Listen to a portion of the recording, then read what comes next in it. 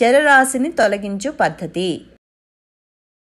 Friends, మనం గత పాఠంలో 2 చరరాశులు గల రేఖీయ సమీకరణాల జతను ప్రతిక్షేపణ పద్ధతిలో సాధించడాన్ని నేర్చుకున్నాం. ఈ పాఠంలో 2 చరరాశుల్లో రేఖీయ సమీకరణాల జతను సాధించడానికి మరో పద్ధతి నేర్చుకుందాం. ఈ పద్ధతిని చరరాశిని తొలగించు పద్ధతి, ఎలిమినేషన్ మెథడ్ అని అంటారు. ఒక ఉదాహరణ తీసుకుందాం. అమన్ ఒక షాపుకు వెళ్ళి ఒక పసుపు రంగు రబ్బర్ బంతి మరియు ఒక తెల్లని లెదర్ బంతి కొన్నాడు. ఇప్పుడు షాప్ ఓనరు 2 అవకాశాలు ఇచ్చాడు. అవేంటి?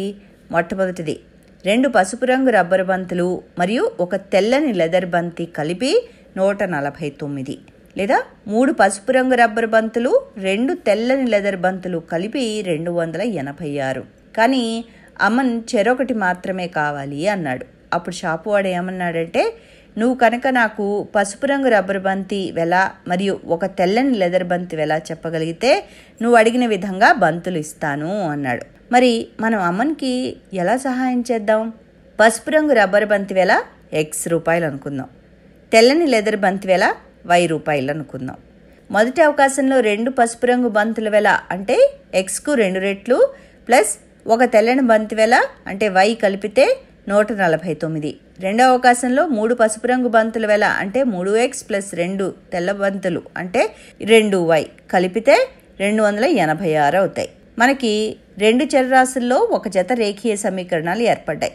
ఇక్కడ 2 సమీకరణాల్లో X మరియు Y చరరాశులు ఒకటేనని గుర్తుంచుకోవాలి. కేవలం గుణకాలే మారతాయి. 2 సందర్భాల్లో పసుపు రంగు రబ్బర్ బంతి వెల, తెల్లని లెదర్ బంతి వెలలు సమానం. కాకపోతే అవకాశాల్లో సమ్మేళనం మారింది.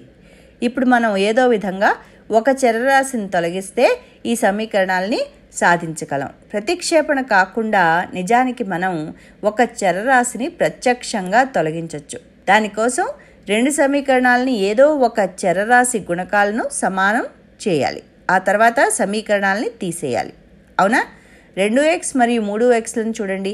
వీటిని సమానం చేయడానికి వాటిని మనం 6Xగా మార్చాలి. కారణం 2, 3ల కసాగు 6. దానికోసం మొదటి సమీకరణం 2 వైపులా 3 తోటి, రెండవ సమీకరణాన్ని 2 తోటి గుణించాలి. అప్పుడు 2 సమీకరణాల్లో అది 6X అవుతుంది. మొదటి సమీకరణాన్ని రెండవ సమీకరణం నుంచి తీసివేయడం ద్వారా Xని తొలగించవచ్చు. మరి ఇంకో పద్ధతి ఏమైనా ఉందా? Y మరియు 2Yలను చూడండి.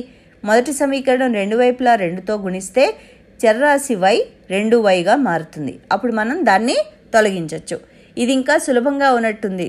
కారణం మనం 2 సమీకరణాలని పోల్చడానికి ఒక సమీకరణాన్ని మారిస్తే సరిపోతుంది. దీన్ని చేద్దాం. కాబట్టి మొదటి సమీకరణం యొక్క ఎడమ మరియు కుడివైపుల్ని 2తో గుణించాలి. ఇక్కడ గుర్తుంచుకోవాల్సిన విషయం, ఏదో ఒక వైపు మాత్రమే గుణిస్తే సరిపోదు.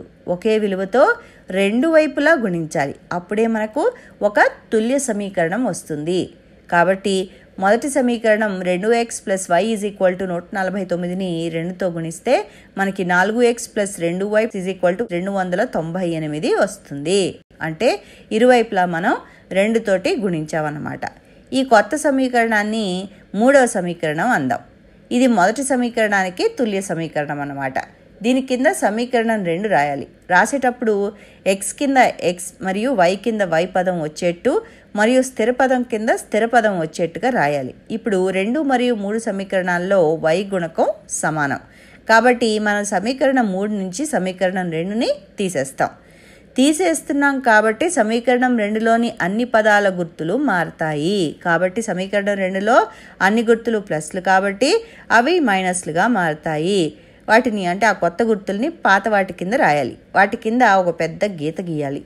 ఇప్పుడు సమీకరణాలు 3 మరియు 2లను ప్రతి పదాన్ని నిలువుగా చూస్తే 4X minus 3X is equal to X మరియు 2Y మైనస్ 2Yలు కొట్టేయబడి 0. అప్పుడు 298 మైనస్ 286 ఈజ్ ఈక్వల్ టు 12 వస్తాయి. కాబట్టి X ఈజ్ ఈక్వల్ టు ఎంత? 12 అవుతుంది. అంటే పసుపు రంగు రబ్బర్ బంతి వెల 12 రూపాయలు అవుతుంది. ఇప్పుడు ఈ X విలువని ఏదో ఒక సమీకరణంలో రాస్తే Y విలువ వస్తుంది. సమీకరణం 1 సులభంగా ఉంటుంది. 2X plus Y is equal to 149. X బదులు 12 రాస్తే 2 × 12 plus Y is equal to 149, లేదా Y is equal to 149 minus 24 = 125. కాబట్టి తెల్ల లెదర్ బంతి వెల 125 రూపాయలు. కాబట్టి అమన్ 12 + 125 రూపాయలు = 137 రూపాయలు చెల్లించాలి.